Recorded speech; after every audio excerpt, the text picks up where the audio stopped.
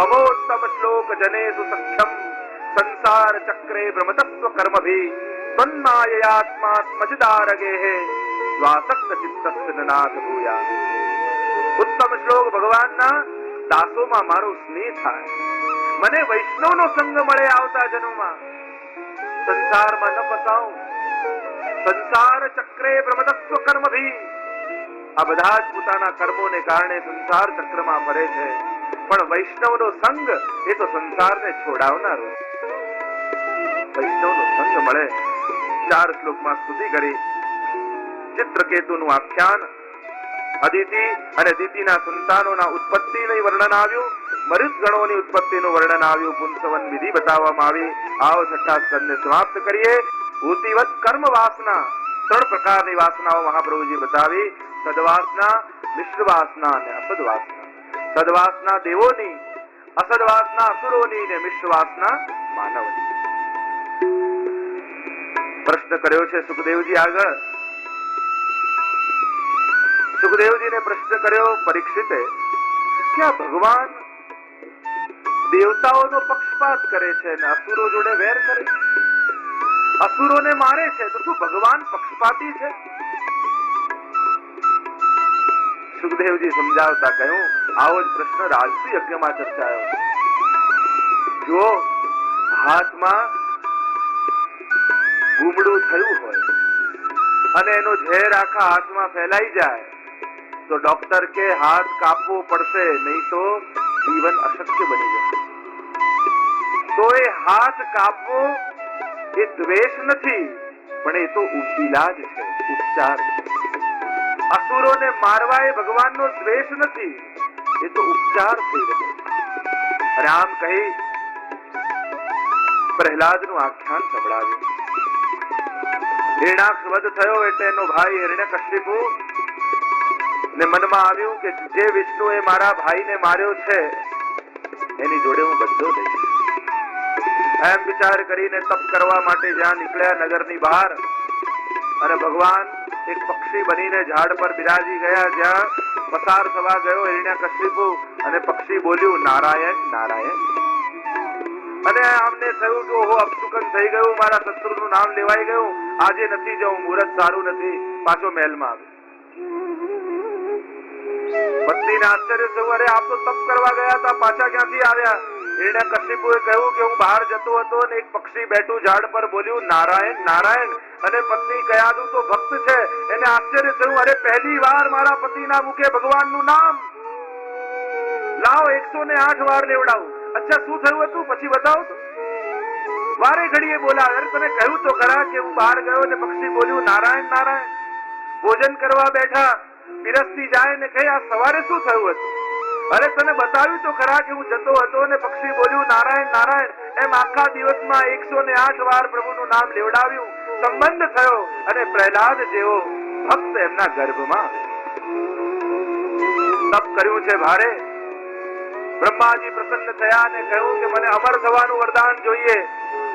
બ્રહ્માજી કહે કે જે મારા ખાતામાં બેલેન્સ હોય તો હું તને આપું ને, અમર થવાનું તો મારા હાથમાં નથી, પ્રલય થાય તો મારો લય થઈ જાય, જે મારા હાથમાં છે એ માંગ। તેમ કહ્યું દિવસે ન મરું, રાતે ન મરું, લીલાથી ન મરું, સુખાથી ન મરું, અસ્ત્રથી ન મરું, શસ્ત્રથી ન મરું, 12 મહિનામાં નરું, આકાશમાં ન મરું, જમીન પર ન મરું। લાંબુ લિસ્ટ આપ્યું ને બ્રહ્માજીએ કહ્યું તથાસ્તુ। અને હવે તો નગરમાં આવ્યો અને ડિંડેરો પટાવ્યો છે, રાજા જ હવે તો ભગવાન છે, ભગવાન જેવું બીજું કઈ નથી, પૂજવા હોય તો રાજાને પૂજો। પ્રહલાદ મોટા થયા છે, ભણવા માટે સંડા મર્કને અસુર નીતિ ભણાવવા માટે બોલાવ્યા છે। એક વાર પ્રહલાદને બોલાવ્યા, ખોળામાં બેસાડ્યા ને કહ્યું બેટા આજ સુધી તું શું ભણ્યો બતાવ। પ્રહલાદજીએ કહ્યું પિતાજી ભક્તિ 9 પ્રકારની હોય છે, શ્રવણમ કીર્તનમ વિષ્ણુ સ્મરણમ પાદ સેવનમ અર્ચનમ વંદનમ દાસમ સખ્યમ આત્મ નિવેદનમ। અને પિતાને આવ્યો ક્રોધ, ઉચકીને ફેંક્યો, અરે તને આ કોણે શીખવાડ્યું? સંડા મર્કને કહ્યું આને અસુર નીતિ ભણાવો। થોડા દિવસ પછી પાછા બોલાવ્યા, ખોળામાં બેસાડ્યા, કહ્યું શું શીખ્યો? પ્રહલાદે કહ્યું કે જાકે પ્રિય ન રામ વૈદેહી તાહી તજીએ કોટી સમ બેરી યદ્યપિ પરમ સ્નેહી। જેને ભગવાનમાં પ્રેમ ન હોય એને તો શત્રુ માનીને ત્યજી દેવા, ભલે ગમે તેટલો નજીકનો સગો હોય. આવ્યો ક્રોધ ફેંક્યા, કહ્યું આને અસુર નીતિ ભણાવો. પણ પ્રહલાદ તો ગર્ભમાં ભક્તિના પાઠ ભણી ચૂક્યા છે. નારદજીનો સંગ થયો હતો કયાધુને અને ભક્તિના મંત્રો શીખેલા છે. અનેક ઉપાયો કર્યા.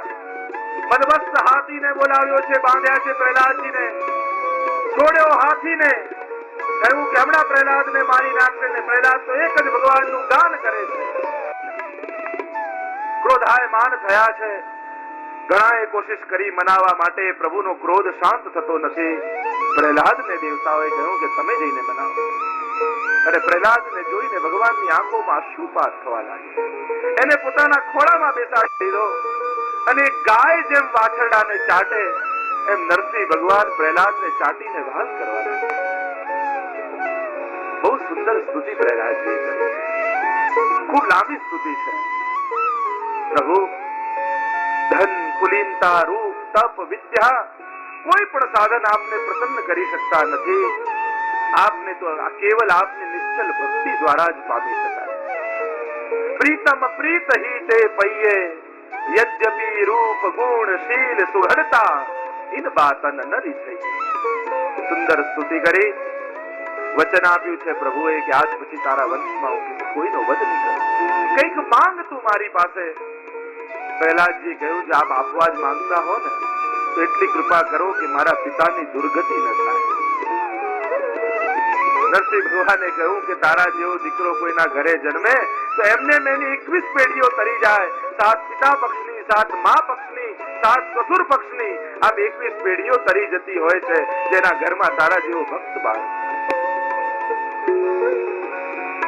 પ્રભુ પ્રસન્ન થયા છે.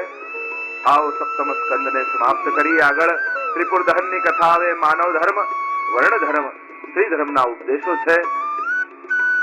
સપ્તમ સ્કંદને સમાપ્તિ આપી. કૃષ્ણ કનૈયા લાલ કી. અષ્ટમ સ્કંદ મનવંતર લીલા. હિન્દુ ધર્મની એક વિશિષ્ટ કાલ ગણના છે. મનવંતરમાં 6 વસ્તુ હોય: મનુ, મનુપુત્રો, ઇન્દ્ર, દેવ, સપ્તર્ષિ ને ભગવદ અવતાર.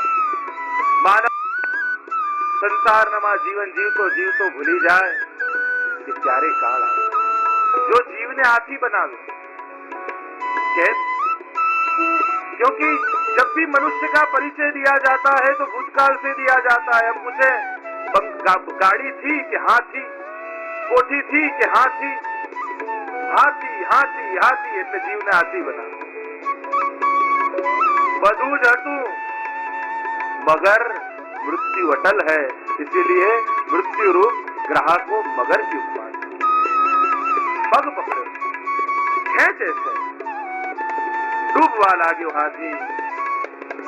હે ગોવિંદ, હે ગોપાલ, અબ તો જીવન હારે.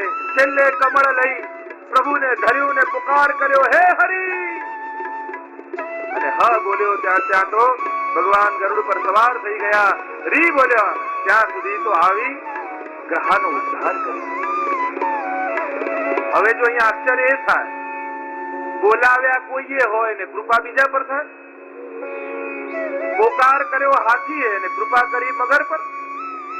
આવું કેમ?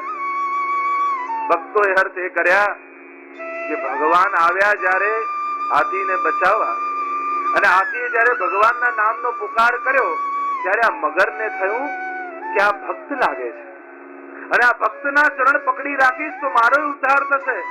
અને ભગવાન આવ્યા અને જોવા લાગ્યા કે હાથી તો ભક્ત છે, મારો દાસ છે, પણ મગર તો દાસાનું દાસ છે, એટલે દાસાનું દાસ પર પહેલી કૃપા થવી જોઈએ.